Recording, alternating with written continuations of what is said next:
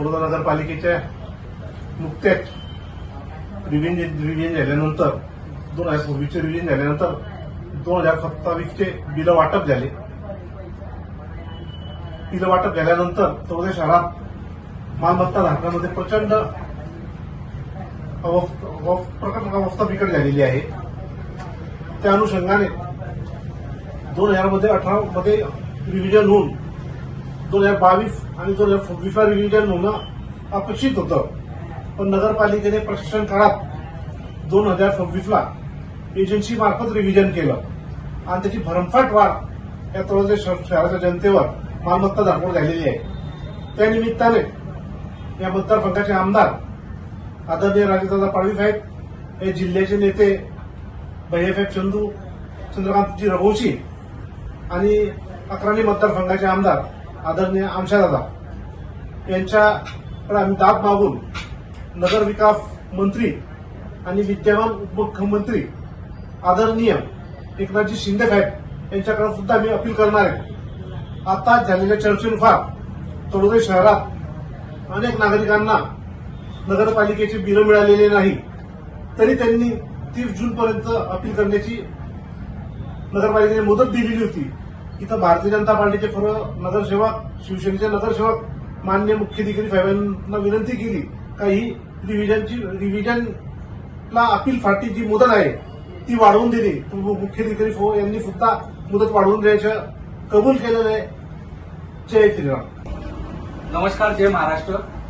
आता आपल्या अजय भैयांनी सांगितल्याप्रमाणे जी घरपट्टीची रिव्हिजन करण्यात आलेली आहे त्या रिव्हिजन मध्ये घरपट्टी ही भरमसाठ वाढ करण्यात आलेली आहे. ही घरपट्टी कमी करण्यासाठी माननीय भैया साहेबांनी मुख्याधिकारी यांच्याशी आत्ताच बोलले की रिव्हिजनासाठी किंवा अपील करण्यासाठी जी मुदत दिलेली आहे ती मुदत ही 30 जून पर्यंत आहे.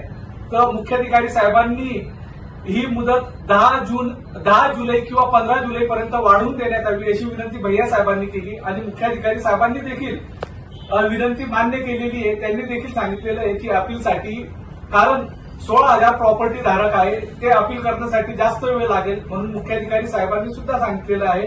आम्ही विनंती करण्यासाठी तुम्हाला तळोदा शहरातील सर्व नागरिकांना आवाहन करत आहोत की घरपट्टी वाढलेली ही गोष्ट मान्य आहे, याच्या विरोधामध्ये आपण मोर्चे काढू, आंदोलन करू, ही गोष्ट देखील मान्य आहे. परंतु जोपर्यंत तुम्ही नगरपालिकेमध्ये वाढीव घरपट्टीच्या संदर्भामध्ये आक्षेप घेणार नाही, म्हणजेच अपील करणार नाहीत, तोपर्यंत तुमची घरपट्टी देखील कमी होणार नाही.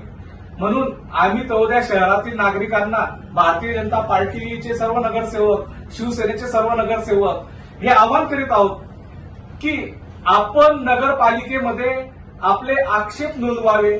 आक्षेप नोंदवत असताना जर तुमची घरपट्टी वाढलेली असेल तर एक विधिविहित नमुना दिलेला आहे. तो विधिविहित नमुना हे शिवसेना पक्ष कार्यालयामध्ये आपल्याला उपलब्ध होईल. त्याचबरोबर अजय भैयांच्या कार्यालयामध्ये देखील तो विधिविहित नमुना निःशुल्क आपल्याला उपलब्ध करून दिला जाईल. तो विधिविहित नमुन्यातील अर्ज आणि तुमच्या मागच्या वर्षी तुम्ही भरलेली घरपट्टी याची पावती ही जोडून नगरपालिकेच्या आवक जावकमध्ये जमा करावी आणि रिसिव्ड घ्यावी. कारण जर तुमचा अर्ज गहाळ झाला तर तुमच्या जो रिसिव्ड असेल तर तुम्ही त्याच्यावर नगरपालिकेकडनं दाद मागू शकता. ही अपील करत असताना त्याच्यामध्ये 4 कॉलम दिलेले आहेत. पहिला कॉलम तुमची घरपट्टी जी वाढलेली आहे त्याच्या संदर्भात तुम्हाला काय हरकत नोंदवायची ती हरकत नोंदवावी.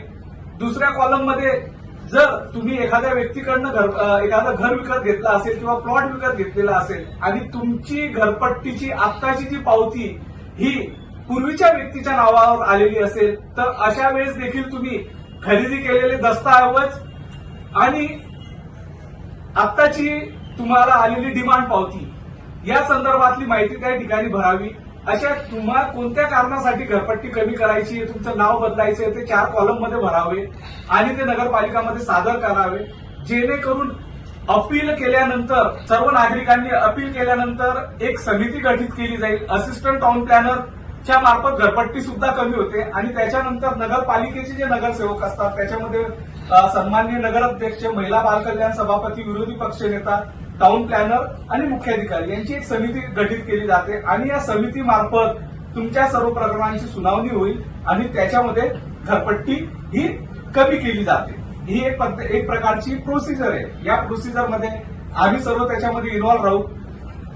तळोदा शहाद्याचे आमदार माननीय राजेशदादा पाडवी साहेब, त्याचबरोबर माननीय आमदार चंदू भैया साहेब, माननीय आमदार रामशादादा पाडवी साहेब यांनी देखील तळोद्याच्या आम्हाला आश्वस्त केलेलं आहे की तळोद्याच्या नागरिकांवर कोणत्याच प्रकारचा अतिरिक्त बोजा किंवा वाढीव घरपट्टीचा बोजा हा आम्ही पडू देणार नाही. आताच भैया साहेबांनी सांगितलं की या संदर्भात जर न्याय मिळाला नाही तर नगरविकास खाते हे शिवसेनेचे विद्यमान उपमुख्यमंत्री आणि नगरविकास मंत्री शिंदे साहेबांकडे असल्यामुळे आम्ही सर्व त्या ठिकाणी आपल्यासाठी दाद मागू आणि या वाढीव घरपट्टी ही कशी कमीत कमी होईल याच्यासाठी आम्ही प्रयत्न करू. म्हणून सर्वांना हात जोडून विनंती आहे की तुम्ही तुमचं अपील नगरपालिकेमध्ये विधिविहित नमुन्यामध्ये आणि आवश्यक ते कागदपत्र लावून तुम्ही तुमचं अपील नगरपालिकेमध्ये दाखल करावं आणि त्याची रिसिव्ह घ्यावी. जय हिंद, जय महाराष्ट्र.